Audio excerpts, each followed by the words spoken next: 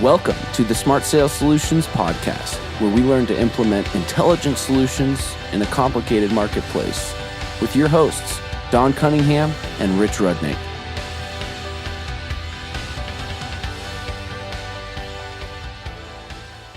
Welcome, everyone, to the Smart Sales Solutions podcast. Our topic today is serving seniors the right way, caring for the next decade's largest demographic. I'm your host, Rich Rudnick, and joining me is my co-host, Don Cunningham. Don, looking forward to today's subject. Me too. This is a good one.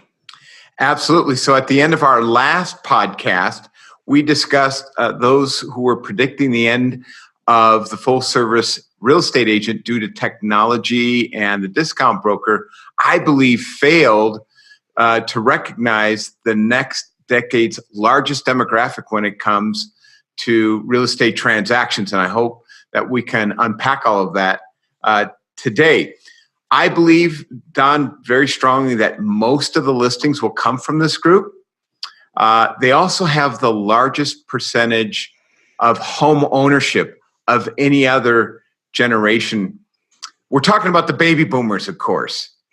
Some of those who've been retired and now in the early stages of maybe transitioning to assisted living, and then those who are preparing for retirement and will be exiting within the next 5 to 10 years. Don, what's significant about this?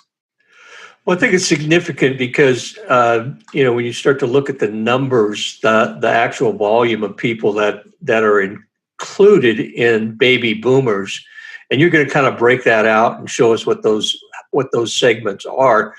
But I think it's interesting because when you look at one of the things that we've dealt with for the last probably 3 years in the real estate industry, we've had a lack of inventory.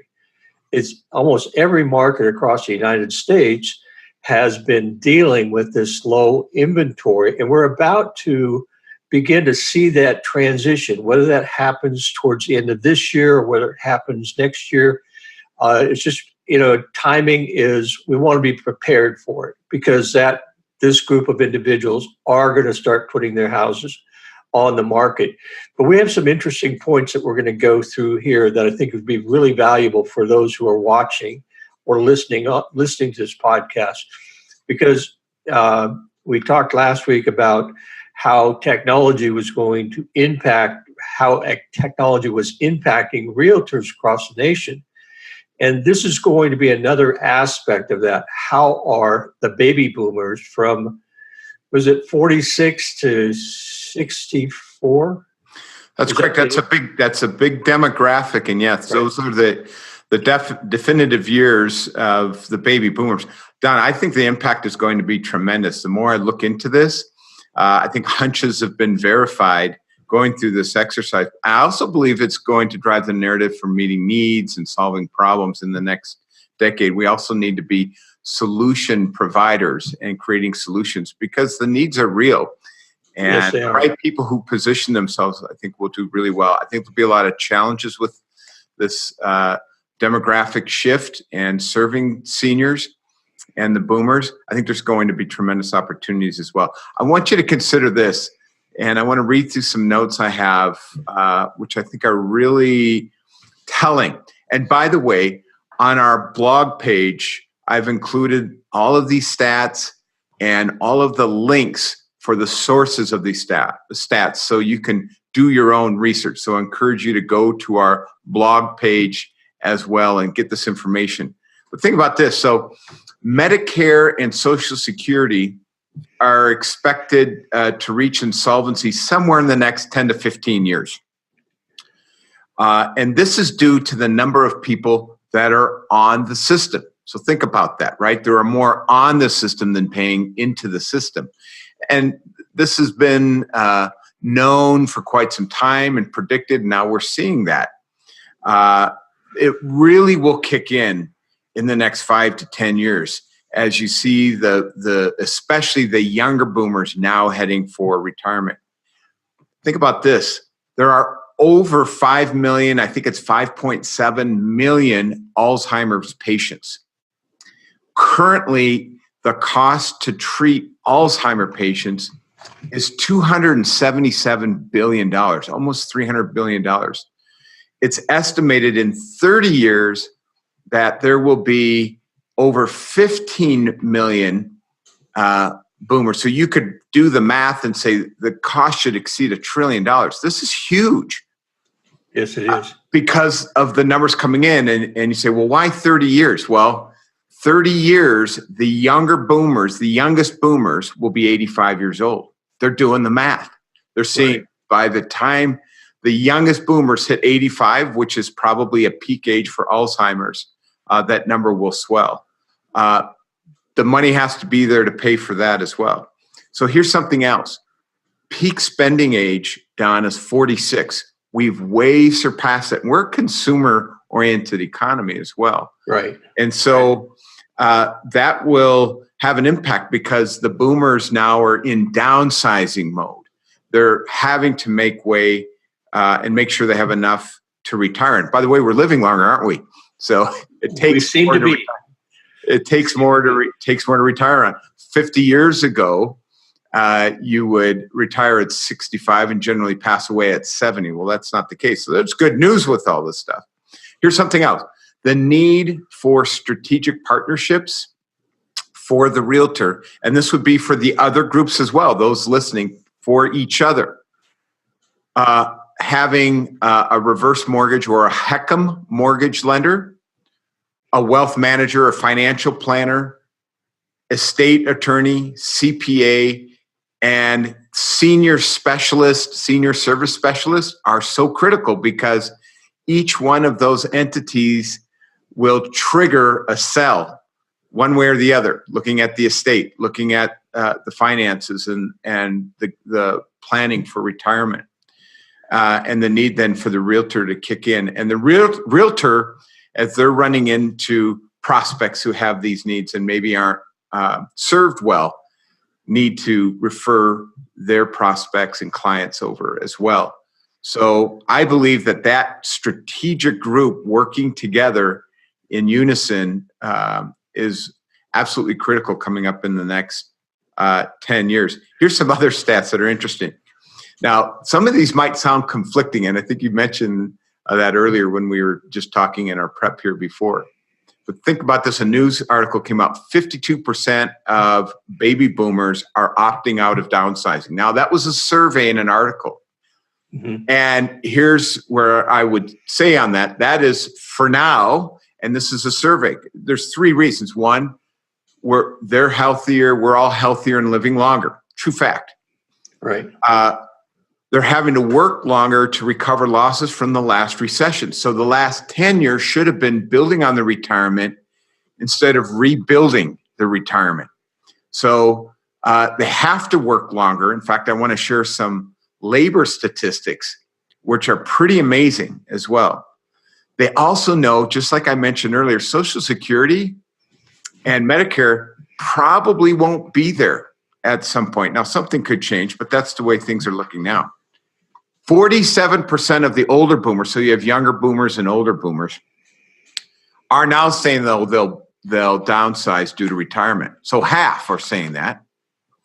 There's the generation ahead of the boomers, and that would be us, right? So we're boomers, is the silent generation. And 29% say they will sell to move into assisted living. Here's the interesting statistic with those silent generation folks. 30% say, I'll never move. I'll die in my home. The reality is, though, health decline and or maybe death of a spouse or a partner will accelerate the need for a move. And very often in their mind, they may be saying, I'll never move. But sometimes those decisions are made for them by loving family who have to care for them. Right. So some of these statistics on the surveys, for example, the boomers, I would say, yeah, they're not downsizing because it's a headache and a hassle. I would say for now, as long as their retirement holds out. And we're seeing from 401k statistics now that they're 30, 40 years old, they're not performing like they were supposed to, right? Some of them are, some of them aren't. Not as much as we were. Okay, the annual growth rate in the labor force, the highest group is those 75 and older, an increase of 4.5%. Next would be more like the boomers, 65 to 74 the first group 6.4%, 4.5% growth in the labor force. In other words, they're working longer. All the other groups are either in a decline or in a smaller percentage, like 1% growth. It's amazing. You can go to our blog page and click on that link and see the stat sheet. It's pretty amazing. So 6.5%, 4.5 doesn't sound like a lot, but when you compare it to the others, it's huge. So we're working longer. We're not retiring earlier, but it's most like the main reasons is because the retirees have to.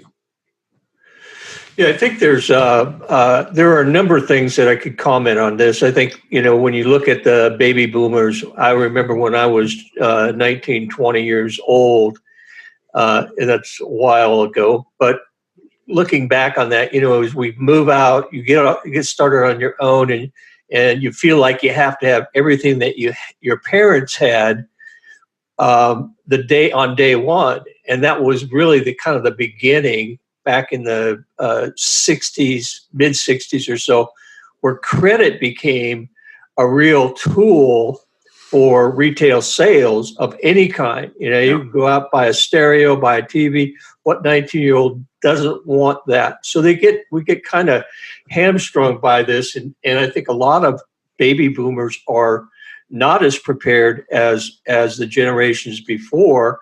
They've lived on credit. They haven't done as good a job of preparing for these final years. But on the other side, 70 is kind of the new 50. You see more people are living longer, like you said. If you take care of yourself, you're going to live pretty well until you're maybe 80, 85. At least, in some cases more. Mm-hmm. So the other thing is on this baby boomer, is on the sales. When you look at the baby boomers, those who are saying they're going to stay longer, well, I think there's a couple of reasons too. One is not just having to downsize, but if you start to look at the appreciation of a 3,000 square foot house versus a 2,000 square foot house, and this is part of your retirement package, I think that's another reason why people are staying a little bit longer. Yeah, I might have to hire a housekeeper or that kind of thing, but the reality is I'm probably better off if I can hang on to it for a little while longer. One of the things that you've talked about, and I hope we get to that too, is the different industries. We don't have a shortage of houses. I do believe we have a shortage of startup houses. I think that's going to be an issue because while as 19 I was moving out and wanted everything my parents have, the 19-year-olds today stay until they're 30 in the house where the parents have everything that they wanted anyway. So kind of a different scenario. I do think that when we look at buying or selling property today, we want to make sure that we're in a position where we're going to win. And I think that's part of the delay on some of these. I think that you get to the ones that were the far end of the baby boomers today. Those guys are downsizing. Those guys are moving into facilities and so on and so forth. So there's definitely a move happening. Let me just add to your comment about debt of the boomers. 53% of young boomers, so those born between 1955 and 64, have credit card debt and have delayed saving for down payments. I mean, that's a big number. It's incredible.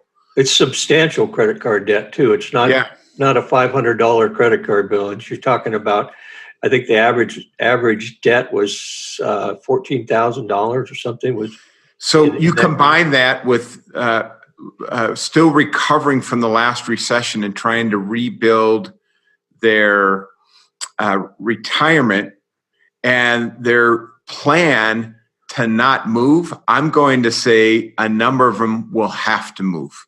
A number of them will have to liquidate whatever equity they do have. Take these stats on home ownership by percentage. The older folks own the homes. We've talked about this too. They own the assets and the businesses. I believe in the next 10 years, we will see the sale of a lifetime.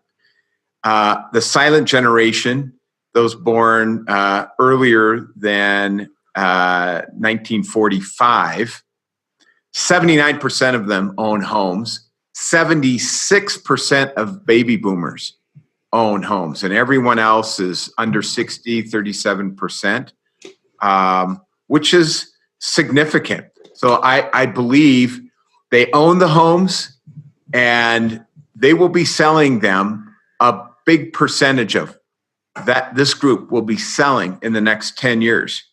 Right. And by the way, being a successful real estate agent means being a listing agent. So, and one interesting stat, millennials are expected to exceed baby boomers in population size, partly due to baby boomers dying off.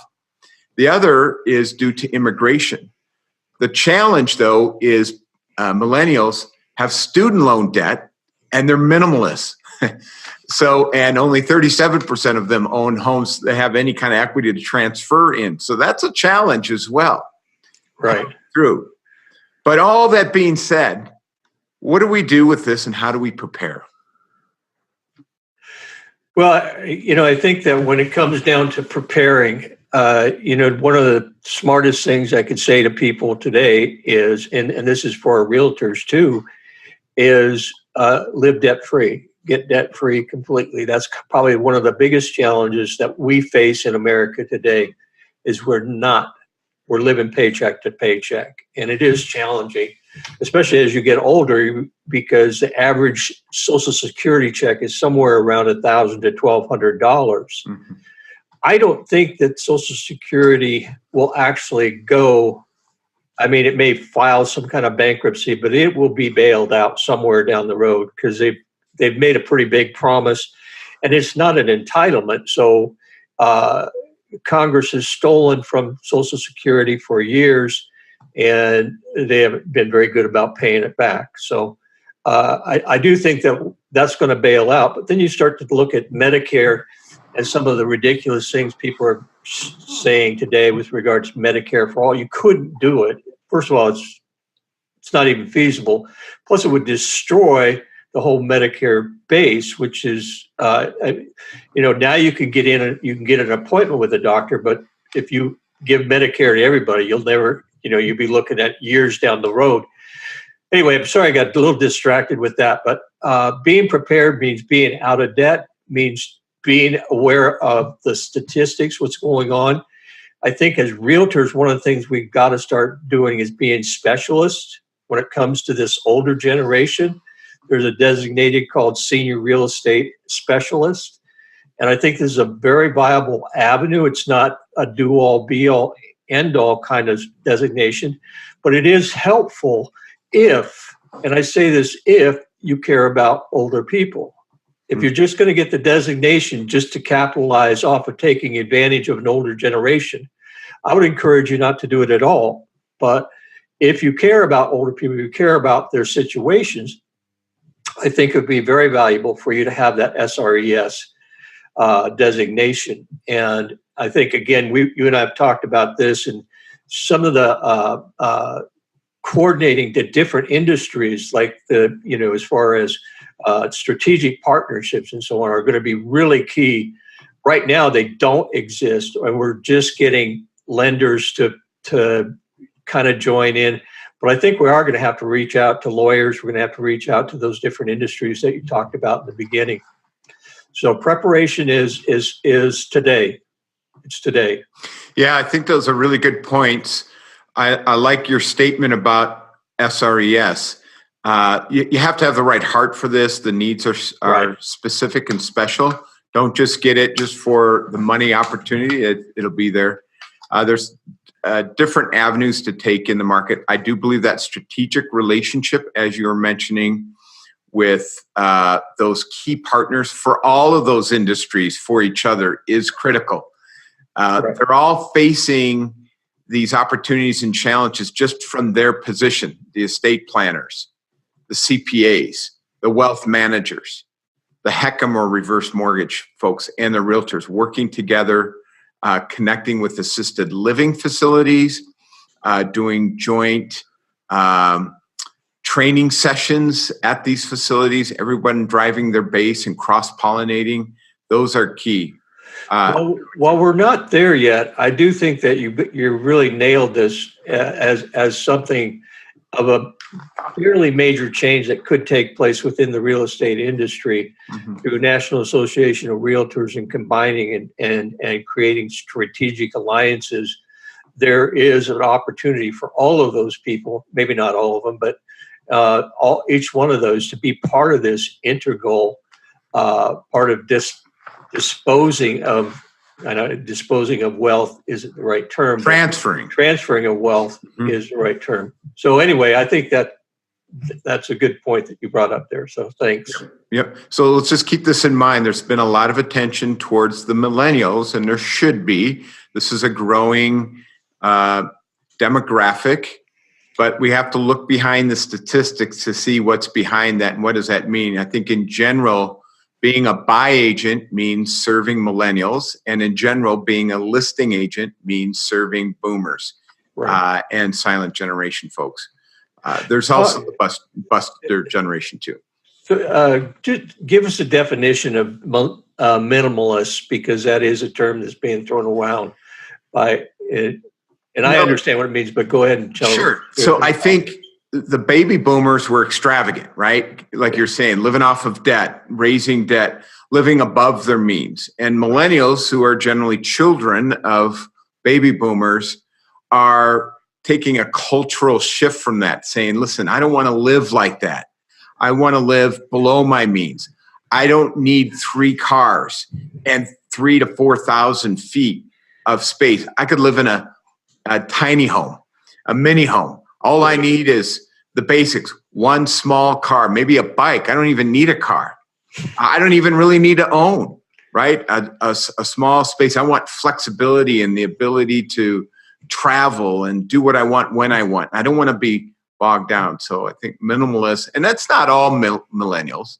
We can't pigeonhole anyone into one category, but that's a broad sense. And when they look at trends and patterns, that's what, from a majority standpoint, we see. I think it'll be interesting to look at those statistics 5 or 10 years down the road, because it's fairly idealistic. It's not bad. I think it's, I think as a baby boomer, I think that probably would have been a better philosophy than the one that we came up with. So anyway, we'll see. It's a double-edged sword, right? It also drove the economy. So we have that. All right. So we have 2 groups: the younger boomers, I said 1964 to 55, and older boomers, along with the silent generation. So those born 45 and older, their needs are different. So what considerations should we take when serving them? So there's younger boomers and older boomers. Is that a question? It's a question. So what considerations should we take when we serve them? Because there's different needs. Okay. So I think the younger baby boomers are going to be the ones that aren't going to be all that excited about scaling down. So again, we want to prepare them for the next 10 years. So realistically, if they're in their 50s, early 60s, those folks may want to scale sideways instead of scaling down, and just being prepared that 10 years down the road, I'm not going to walk upstairs. I'm going to, it's going to be a 1-level home or that kind of thing. And when you look at the older ones, I think this is an area that you've kind of got your finger on the pulse of, and that is a transition from housing to assisted living, because you get into the 75, 85 range and, your life is changing. There's just no doubt about it. And there's some people out there can still play tennis at 85, but that's a very, very small percentage. We gear down, we take things a little bit slower. And you want the option of being able to be in a place that that adds the ability to have assisted living, so you're not having to move 2 or 3 times from one place to the next. I think that those industries are going to be thriving over the next 10 years. I think they're already thriving right now. So that would mean a lot of real estate is going to be available for sale, but it's not going to be the double dip that we see in the early ones where you sell and you sell their house and you turn around and they buy another product. So it's going to be a one-shot end all. Yeah, I think there's things to consider when approaching and dealing with a senior, younger boomer, older boomer, silent generation, depending on where they are. But there's an emotional and physical stress that has to be dealt with. So especially the longer they've been in the home. Generally speaking, we delay pain. Think about hurricane season. I don't love seeing, devastation, but I love studying people and movements and so forth like that. And I love the weather also, studying the weather. But in hurricane season, you get the initial warning. 95, 98% will just go about their lives, not doing anything. There's a small percentage that say, you know what? I'm watching this. This isn't looking good. I'm going to start preparing early. So there's a small single-digit percentage that are proactive, they quietly start going to the stores, they start gearing up, they start boarding up, and they leave town sometimes way before everyone else. Well, then the hurricane gets closer and closer, and the warnings get harder and stronger and stronger. And then there's the mass rush to the stores, the emptying of the shelves, right? Push and the panics in line. And then there's the parking lot exit routes as everyone's jammed the freeways leaving at last minute. Right. And that's the same picture that I believe we will see people take as they work and head through retirement. Proactive people who are looking ahead and are counting the cost and are looking at the markets now are saying, you know what? The market's good. If I go ahead and sell and downsize, maybe even a little earlier, I can take that money and help it go further, and and just take the pain pill now while I'm healthier and able to do. But that's a very small percentage. Right. So as we mentioned earlier, there's a lot in the surveys that say I'll never leave or I'm staying put. Part of that's delaying pain. Right. Part of that's not having to deal with, and frankly, it is painful to move. Right. The thought of decluttering and knowing too that you're kind of closing a chapter on your life that were from your peak years, raising your children, all the memories. My wife has those same thoughts with our place. She would be the ones that would sign the survey box. We're never moving. You'll bury us here on our place. And I'm thinking, well, for me, there's anything's for sale, right? Depending on the right price. But those are emotions that are tied. So what happens, though, very often is delaying is costly. And what we have to do is we're working through with our clients is to help understand where they are in that process and help them make good logical decisions out of the emotion. In some cases, that will help people move sooner. Some people will just take it off their plate to go. But very often the ones that delay will move when they have to or don't want to, and others will be making decisions for them. That can happen more often than not. So we also need to be sensitive in the older boomer groups when it is time for them to sell, what kind of a support group they have. I'm going to give you firsthand examples I witnessed in my area. We live on rural property, small acreage. And when my wife and I moved there 20 some years ago, we were the youngest kids on the block, young family. And they were two couples in front of us that built their homes there, one in 69 and one in 73. And we watched them age. They saw our kids grow and move on. And then we saw them talking about selling and then delaying. And these properties take a lot of work to keep up. Right. I'm wondering how long they could keep doing that. Well, the first couple, the husband's older and he was declining, and she was kind of taking charge of the family decisions. And she said, "We're selling." And so she made a decision. We can't do this anymore. We need to sell. They sold very aggressively, price-wise. I thought they may have undersold it a little bit, but it sold quickly. But here was the problem. They took one of the offers. They had a multi-offer scenario where they were able to stay in their house 30 days longer after escrow to help them move. The day came for them to move out and for the new couple to move in. They hadn't started packing yet. They were deer in the headlights. The agent, and I won't mention her name, who's a very experienced agent in our town, had to take her daughter and one or two people, and they had to grab boxes and pack 40 years, 50 years of living haphazardly and move them out and throw the boxes into their new place.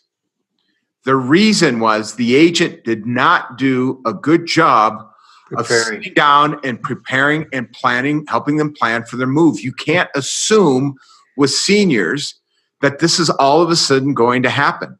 Right. You have to check in. Do they have a support group? Now, I will say either you have siblings. You don't have friends because friends are old in the same situation or are dead.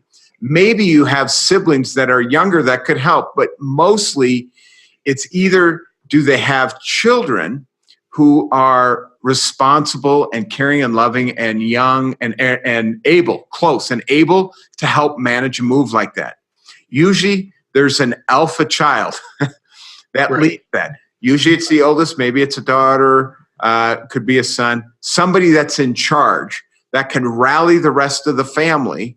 But that has to be determined as an agent. What do you have and help them with deadlines that have to be met to make this happen? Or there are senior service support groups that can come in and put that together for them. Because that was a disaster. That was not serving that client. The other couple, the husband, who was ailing and failing fast, he didn't want to sell. He wanted to die in his living room looking out at the pasture, which he did, which forced now upon the surviving wife with this acreage and property to then have to deal with this. Well, she had 3 children who were very loving. They had lots of grandchildren. The older daughter was very loving and caring and connected in. She helped organize and put everything together. They were asking me for, guidance and referrals. And she made a very poignant comment, which I think relates to many in this situation. She says, I wish someone would just tell me what to do. Now, that has a lot of power and control behind it. So you have to have the right heart. If you're going to serve these people, you have to care for their best interest. You have to have lots of integrity and ethics to then, for somebody who's looking to you for that kind of help and support at a very critical time, to give them that right support and care. I will tell you, though, that daughter rallied all of the kids, all of the grandkids. They were machines. They got all of the work done in time. They got moved out in time and everything went. So the support group was there. You found the leader, and the agent did an excellent job of guiding them to the successful close. And it's going to be one or the other. So those are some things that we need to take into consideration. Let me add a point here, because I think this is a great opportunity when we talk about strategic relationships. When you look at this SRES designation, if this is a place where you really want to be, there's going to be an abundance of people that are in this category. So to have someone, maybe an organizer, and not everybody's going to have all these needs, but if I'm a realtor, I want to know who's going to do the best job in moving my people, who's going to come in and box stuff up, who's got the fairest price, those kinds of things. And I want to add them to my team, the same as you do with your lender or your title person. These are part of my team, and these are designated individuals that are going to help with that process. And having someone, especially like for that older lady whose husband passed, being able to have someone who can either go through the process or explain the process, maybe even a title person or a lender, to actually just make sure that they know what the steps are that are going to be taking place over the next 30 to 45 days. Mm-hmm. This is called service. And when you look at our agents right now, one of the things I say all the time is that you're in the service business. Mm-hmm. People don't want you to be an order taker. They want you to lead that process. And we need agents who are going to help lead that process, not take complete charge. You still have to be empathetic. You still have to be you have to be aware of the needs of the client, but you're going to lead it. Bottom line, you're the decision maker, and you're going to guide that process. And those are the ones that are going to win in this area, I believe. Thank you. Yeah, no, so true. This is about service and caring. They have special needs, and those who get that will serve them well and do well during this time also. All right, so these surveys we talked about, 52% of boomers say they're staying put and not selling, and 30% of the silent generation say they'll stay in their house, not move, they'll die in their home. However, those are emotional responses for the most part of that survey. So what changes their paradigm where they end up selling after all? Well, losing a spouse, having a critical medical problem, challenging, or those kinds of situations. You break your hip, and now wow, this is something that older people go through. All of a sudden, your whole dynamic, your whole world changes to a degree. We look at people who are living in 2-story houses. I mean, one of the greatest opportunities, I live in Texas, and there are more single-level houses here than I've ever seen anywhere. So there's either a bunch of old people or we've got more land. I think we have more land, so you can put them all on one level. But, it is these are the kinds of things that pop up. You've got, it's amazing when you start to look, you talk about the millennials. Some of these millennials are moving in and stay until their 30s and 40s, for whatever reason. But they have, you got to quit taking care of the kids, and you got to take care of yourself. So at some point, you got to be able to say, we're going to take care of my spouse and myself, and we're going to go ahead and make this shift. It's taking place all the time, and I think this is an industry right now that. We talked last week about teams and how they were taking up so much of the top 5% was covering most of the market. This is a whole new area that's going to come. It's going to be here for the next 20 years. It's going to be very viable, and it's going to take those people that care about older people. So I think it's really, really kind of an exciting time, to be honest with you. Yeah, no, there's there's always excitement and opportunities with all of this, and to help people at their greatest need in their life transition. I think some of the other issues that will force the sale, besides the health decline and spouse passing, is running out of money. What we're finding as we're living longer is the retirement plans weren't funded for 25, 35, 40 plus years after.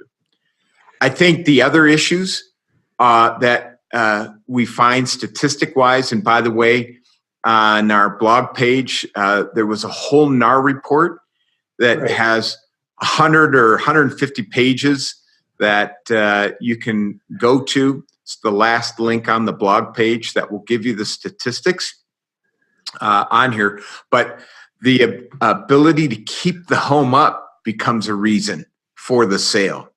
So 30% may say they'll never move of the silent generation. 52% of the boomers may say they'll never move, but statistics say they will based on these areas. So we have to do that. On technology, Don, we talked last time. Will technology and discount brokers, now let's think about Amazon and Zillow buying real estate, making it real easy for these folks, right?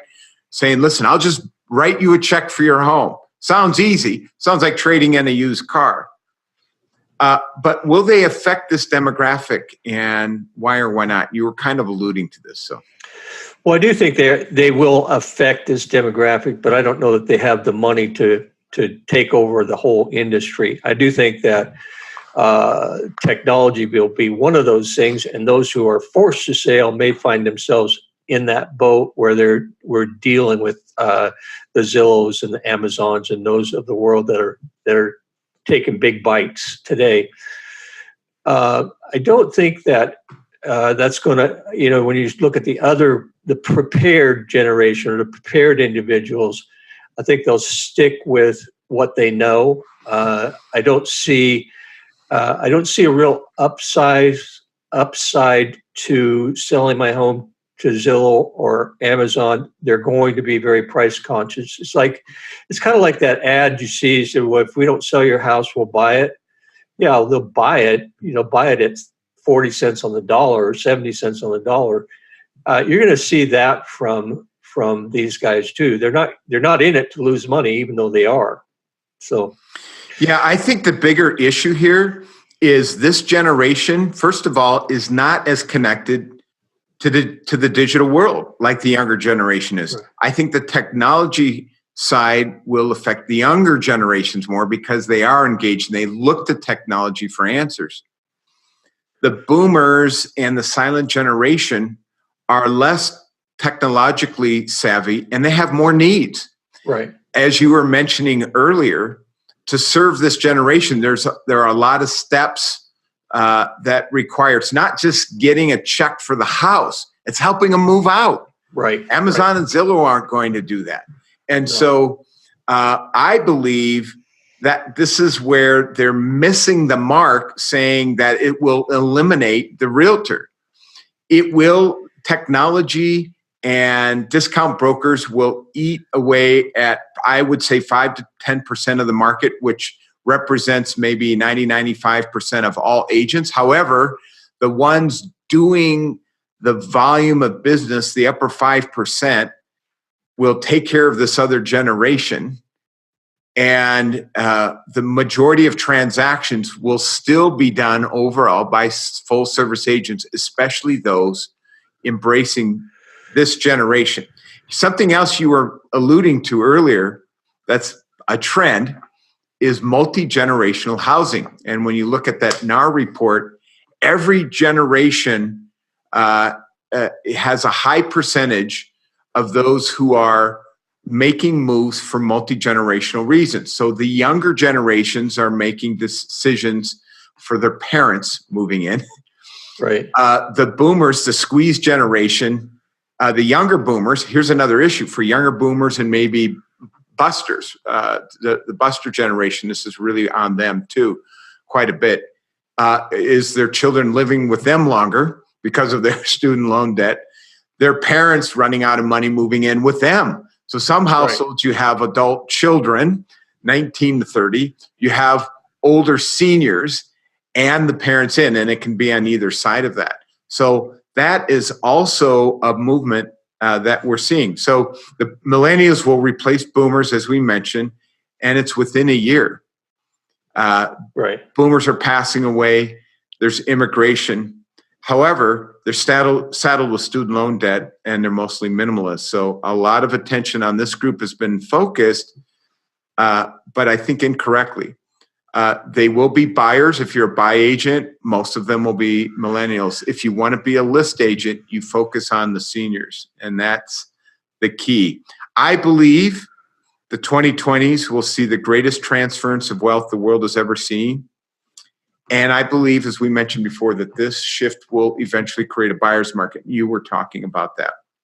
You'll see that remember we talked about the storm, getting ready for the storm. Proactive seniors are making those moves now. They're seeing, hey, stock market's up, even though it's been a little bouncy a little bit with the China trade. It's still high, and real estate market is still high, but most will delay, and generally delaying is costly. So educating people and helping them to make good logical decisions on what their thought process is. Somebody says, well, I'm staying put. I'm not looking to sell for another year or two. We need to find out what makes a year or two better than now. And if you could show them why it was in their better interest to move sooner than later, would they consider it? We need to at least engage in those conversations. I believe there's going to be winners. There's going to be losers.